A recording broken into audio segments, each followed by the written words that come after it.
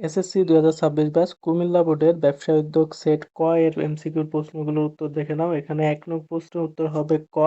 2 নং প্রশ্নের উত্তর হবে গ, 3 নং প্রশ্নের উত্তর হবে খ, 4 নং প্রশ্নের উত্তর হবে ঘ, 5 নং প্রশ্নের উত্তর হবে গ,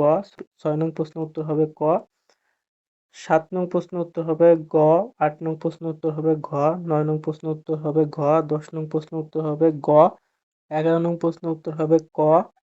12 নং প্রশ্নের উত্তর হবে ক, 13 নং প্রশ্নের উত্তর হবে খ, 14 নং প্রশ্নের উত্তর হবে ঘ, 15 নং প্রশ্নের উত্তর হবে ঘ,